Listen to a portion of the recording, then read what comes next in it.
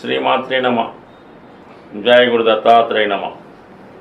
ఈ వీడియోలో బుధవారం రోజు జన్మించిన వారి యొక్క అభివృద్ధి, ఆర్థిక స్థితి ఏ విధంగా ఉంటుంది, వాళ్ళు ఏ రంగంలో రాణిస్తారు మొదలగు విషయాలు పరిశీలిద్దాం. బుధవారం విష్ణుమూర్తికి ప్రియమైన రోజు.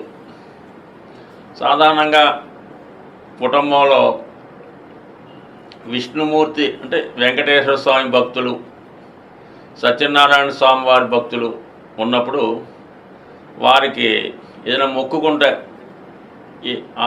ఆ కుటుంబంలో ఈ బుధవారం రోజు జన్మించడం జరుగుతూ ఉంటుంది. బుధవారం రోజు మీ కుటుంబంలో ఒక సంతానం మీకు కలిగిందంటే అక్కడ నుంచి మీకు ఆ పిల్లవాడు లేదా అమ్మాయి వయసు 17 సంవత్సరాలు వచ్చేంత వరకు కూడా మీ యొక్క అభివృద్ధి కూడా చాలా డే బై డే ఇంప్రూవ్ అవ్వడం జరుగుతూ ఉంటుంది.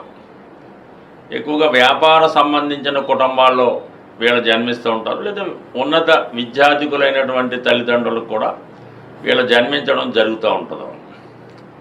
వీళ్ళు చిన్నప్పుడు విద్యలో బాగా రాణించగలుగుతారు.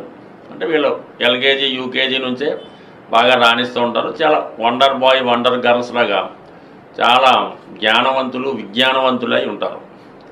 అంటే వీళ్ళకి ధనం సంపాదించాలనే ఆలోచన, సులువుగా ఏ విధంగా ధనం సంపాదించాలి, దాన్ని ఏ విధంగా ఇంకా ఇంప్రూవ్ చేయాలి. అంటే జీవితంలో ఎవడైనా ధనం సంపాదిస్తాడు, ఆడు ఎంత దాచుకున్నాం, సంపాదనని ఏ విధంగా మళ్ళా పెంచాం, చక్రవడ్డీ రూపంలో పెరిగింది అన్నదే ఇంపార్టెంటు. అది బుధవారం పుట్టిన వాళ్ళకి చాలా పుష్కలంగా ఉంటుంది. అందుకనే ఈ వ్యాపార వర్గానికి చెందిన వారుగా వీళ్ళు ఉండడం జరుగుతూ ఉంటుంది. అలాగే వీళ్ళకి ఏ వ్యాపారం అయినా సులువుగా చేయగలుగుతారు. ఎక్కువగా దూర ప్రాంతంలో విద్య అభ్యసించడానికి వీళ్ళకి అవకాశం ఉంటుంది. ప్రస్తుతం మనం ఈ యూరప్ కంట్రీస్, అమెరికాలో చదువు కోసం వెళ్తున్న వారికి వారు ఎక్కువ బుధవారం పుట్టిన వాళ్ళు ఉండడం గమనిస్తూ ఉంటారు. వీరి జన్మించినప్పుడు వారి యొక్క జన్మ జాతకంలో చంద్రుడు ఎంత బలంగా ఉంటే వీళ్ళ అభివృద్ధి అంత బలంగా ఉంటుంది. వారి ధనయోగాలు కూడా అంతగా పెరుగుతూ ఉంటాయి. అంటే మొత్తం మీద వ్యాపార రంగంలో బాగా రాణిస్తారు, విద్యారంగంలో రాణిస్తారు. వీళ్ళు ఎంత వయసు వచ్చినా కూడా కొంత తక్కువ వయసులాగా కనబడుతూ ఉంటారు అన్నమాట. దానివల్ల ఏంటంటే వీళ్ళు వివాహం చేసినా కూడా ఈ భార్యాభర్తలు చూసినప్పుడు ఒకళ్ళు చిన్నగా కనబడుతుంటారు అన్నమాట. ఈ బుధవారం జన్మించిన వాళ్ళకి ఈ విధంగా వయసు తక్కువ కనబడుతుంటుంది, కానీ నాలెడ్జ్ మాత్రం చాలా ఎక్కువగా కనబడడం జరుగుతూ ఉంటుంది. అలాగే వీళ్ళు ఎక్కువగా చిన్నతనం నుంచే ప్రేమ వ్యవహారాల్లో పడుతూ ఉంటారు అన్నమాట. 10th క్లాస్లోనే ప్రేమించిన వాళ్ళు, ఇంటర్లోనే ప్రేమించిన వాళ్ళు ఈ బుధవారం జన్మించిన వాళ్ళు కనబడుతూ ఉంటారు.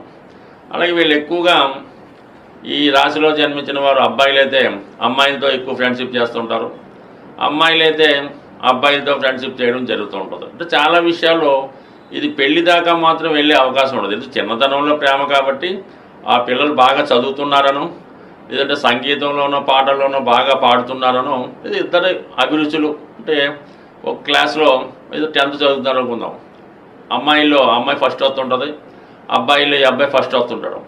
ఆటోమేటిక్గా వాళ్ళిద్దరి మధ్య ఒక విధమైన అట్రాక్షన్ ఏర్పడుతుంటుంది. అది కొంతమంది ప్రేమ అనుకుంటారు, కానీ ఇదేం కంటిన్యూ అవ్వదు. స్నేహితులుగా వెళ్తూ ఉంటారు. అందులో కొద్దిగా వాళ్ళ జాతకంలో ఏ రాహు కుజుడో ఇబ్బంది పెడితే ఈ ప్రేమ వ్యవహారంలో అంటే అవతల వాళ్ళు అనుకోరు, వీళ్ళు అనుకుంటారు, అపార్థం చేసుకుంటారు.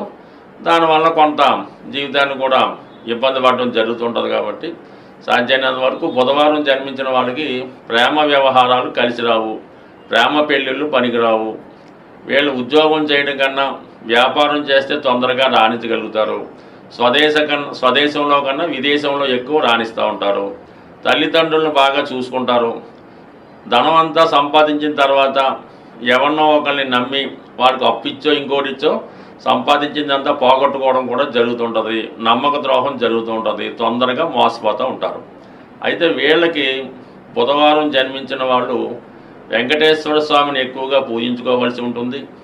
ప్రతి బుధవారం వెంకటేశ్వర స్వామి ఆలయం దర్శించి గోవిందనామాలు చదువుకొని తులసిమాల సమర్పించి ఏదో ఒక అర్చన అభిషేకం చేయించుకొని అక్కడ కంచేపు వచ్చి ఒక 9వ 10వ ప్రదర్శనలు చేసి రావడం మంచిది.